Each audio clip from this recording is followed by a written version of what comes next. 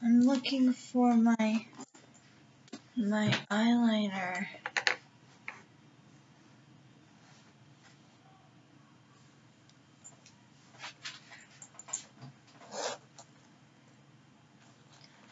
I just got my hair done, and it's short, but you know, I've been growing out for a while. I'm going out to dinner tonight, even though I have school tomorrow.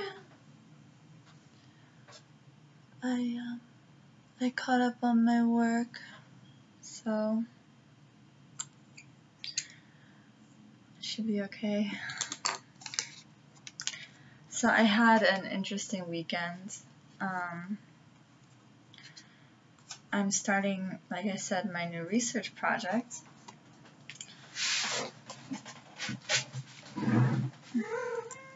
Hey, princess.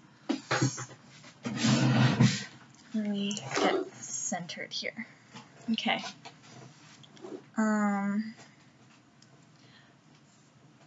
Yes, it's like also, you know, my shoulders. It's always a problem, you know. It's like my shoulders are too big. Anyways, I went to this town hall meeting on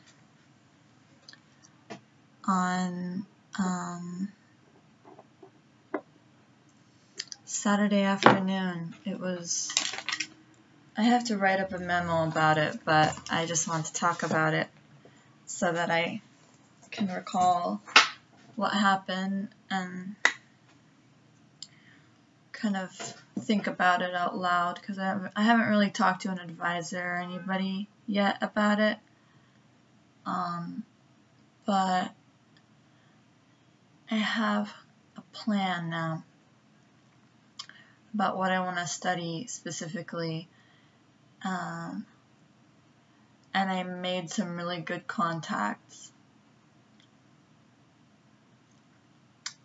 and I hope that my research will be approved by the IRB, which is the Institutional Review Board or something like that. It's like any ethical concerns that the IRB finds. Like if you're studying something like super controversial, you can't, you know, if it's unethical, you know, you have to get permission. So, yeah, so I went to this meeting for Muslims Thrive, which is this organization that helps formerly incarcerated individuals, and it's actually like a branch off of Citizens Thrive, which is the same thing, but this one is like tailored towards Muslims. And I'm not sure if it's like a government organization or what. I'm just starting my research and trying to understand what is going on here. And we had like panelists with formerly incarcerated individuals, and we had a state kind of representative there, and like some chaplains and some imams, and the crowd was a mix. There was like local, like Harlemite black Muslims, and there were some like South Asian Muslims, like maybe there was like this French Moroccan guy there, and like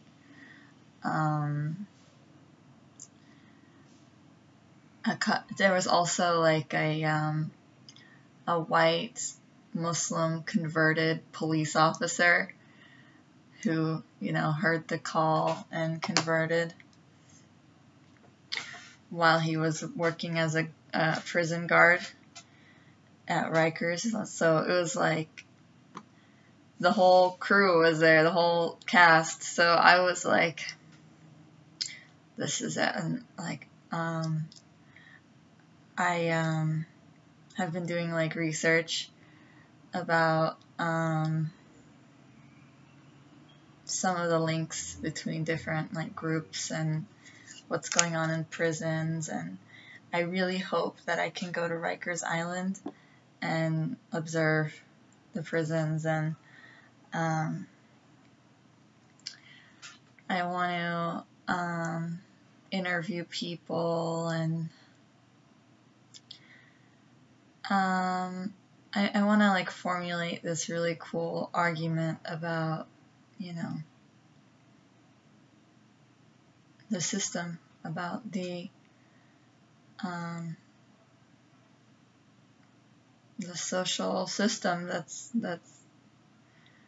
that we live in right now in regard to these people. I think that they're like a great place to study different social forces in society, and the role of religion and the discourse surrounding Islam and criminalization. And yeah, I don't want to give it all away, but I am really excited about this, and I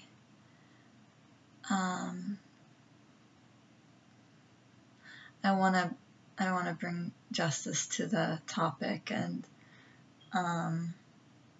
shed light on a part of society, part of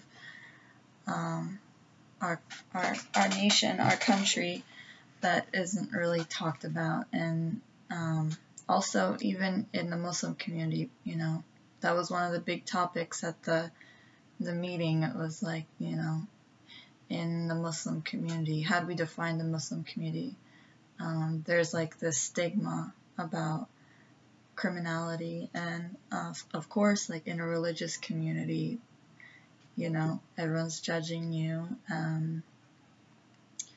So it's just so many layers, and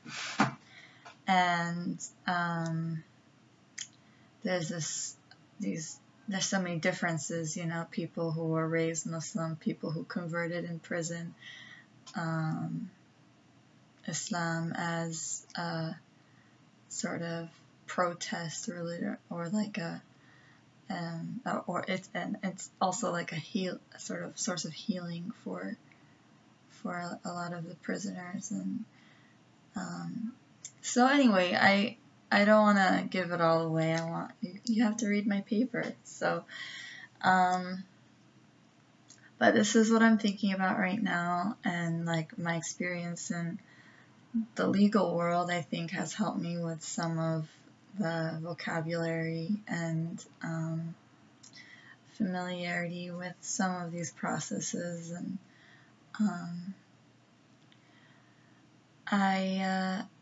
you know, I'm not afraid to, you know, talk about these kind of things and talk to different kinds of people. So, and I live here. I live in the center of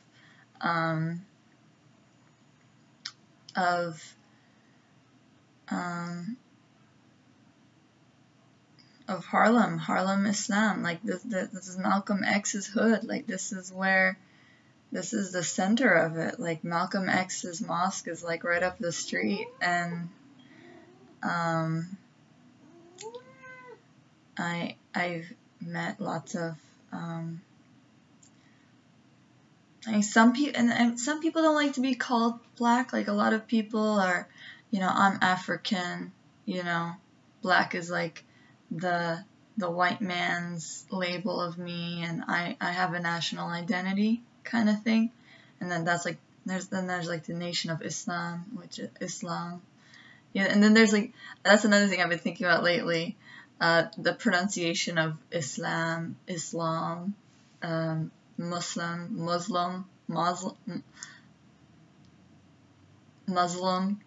That's like the standard American way, and it's like they know that it's actually Muslim, but like Muslim is like the American language because it's like sounds like terrorism or something, because it's like that Z. it's like that foreignizing sound, the Z sound. It's like uncomfortable on the tongue, not like Muslim. Muslim is like, you know, salam, you know, smooth. So that's like one of my pet peeves lately is when people say Muslim. I think that's such an ugly word. Like lesbian, you know. It's gross, right? Anyway, so I've been, you know, it was really nice to meet with these people from the community, and I can say this is my community. You know, I'm a Harlemite now, and it was nice to meet with them and hear about their convictions, no pun intended, their religious convictions and their, you know, sense of identity and, you know, how, you know, Islam affected their lives. And yeah, I have a few different hypotheses that I want to think about. Thinking about what's actually going on here. How is Islam being instrumentalized? Well, I mean, there's a lot of different, you know, questions that I have to think about, and, you know,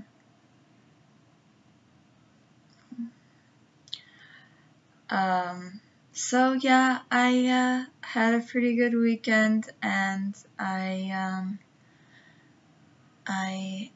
really excited about this research, and not much has been done about it. Apparently, this phenomenon occurs it's in the UK as well. I think, this criminalization, international criminalization of Islam. Islam is now, you know, the religion of criminals in the West Side. It's a criminal religion in mainstream discourse, and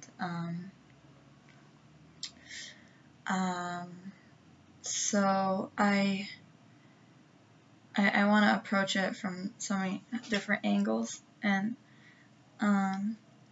hopefully by the end of this study I'll be like really, you know, enlightened about these people's experience, and how the system works, and the failures, and maybe meet some cool people in the way. So okay, that's my little research update. I wanted to, of course, do a tarot card reading for you guys. I think I'm gonna just draw 2 cards.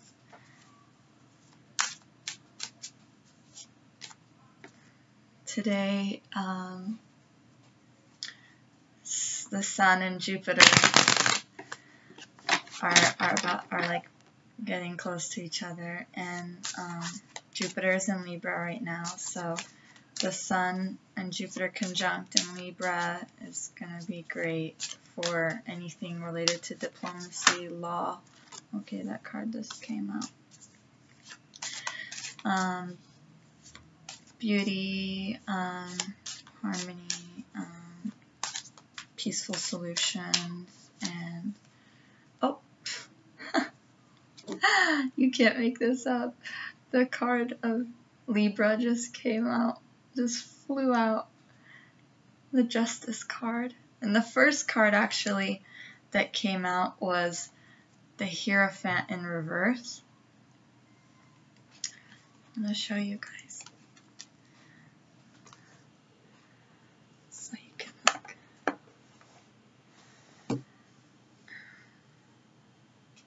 So this is what we have. The Hierophant in reverse. I love these cards together. I've never seeing them like this, it's like so interesting. So here we have the Hierophant. The Hierophant is kind of this Pope-like figure, representing like the, you know, order of things, institution.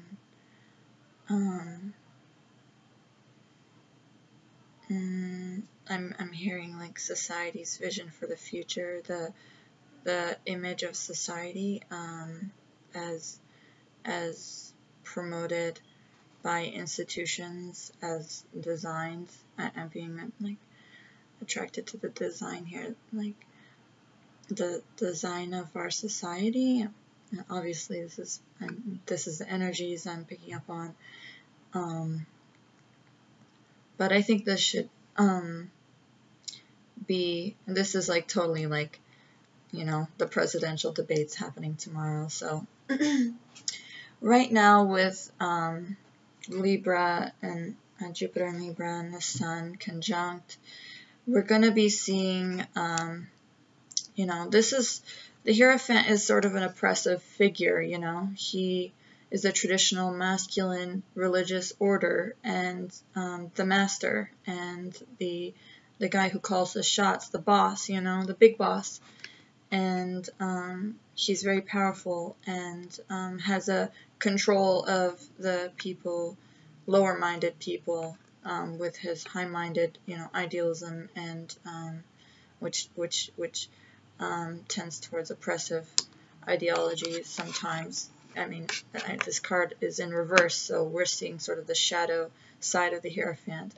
But with Lady Justice, Libra here, right beside the Hierophant in reverse, I'm being drawn to the Sun here. We're entering a time where Venus is the ruler of Libra. Venetian balance, the yin and yang is here, the scales are here, and the rose is here. The rose is also a symbol of socialism, social justice, and beauty, and the night and day, and the natural balance of nature. We are being drawn towards this energy and this vision right now, and some prior, maybe your vision, I'm seeing this like on a large scale, but this is definitely a sign for me of restoration, rebalance, and also balance in partnerships, and Libra is also the sign of marriage and relationships, and anything. I've been studying the astrology right now, and supposedly like next week, around this time, not right like this moment, but like towards the end of the week and the following week, is going to be really great for relationships, and any kind of business relationships, official relationships are going to be prospering right now, and it's a really great time to get married and make things official. Any kind of relationship, it could be a business relationship or a romantic relationship, but any kind of imbalance that you've been experiencing in that area should be smoothing out in the next week, and I guess that's what I came here to say to you, and I hope that you have a good Sunday night, the last few hours of the weekend, and I hope you have a great rest of the week. I also just remembered that Pluto is going direct. Pluto is part of this, and you have to remember that power is subjective, and I'm hearing this is a time where people are going to be growing into their powers and seeing power coming from different directions, and using their power in different ways, and directing their energy toward more balance and harmony in their day-to-day. If there's anything in your life that's causing you discord and anxiety, this is a time to shed that and embrace a sort of different rhythm and scheme. Even if there's like decorations that you need to change in your house, that's what I like. You need to change that because even like the music and the colors and the things you have in your house are gonna affect your ability to create peace. And so this is a great time for any like major changes as far as your environment, and in order to restore balance. Okay, that's about it. I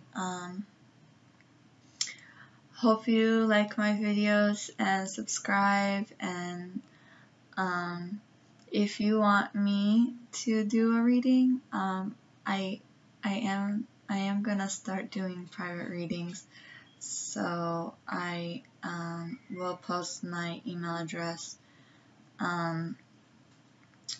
in case you wanted to contact me for a private reading, and or talk or anything. Hey Bim Bum. But yeah, I hope that my messages will help you, and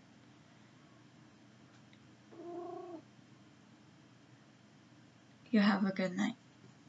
Bye.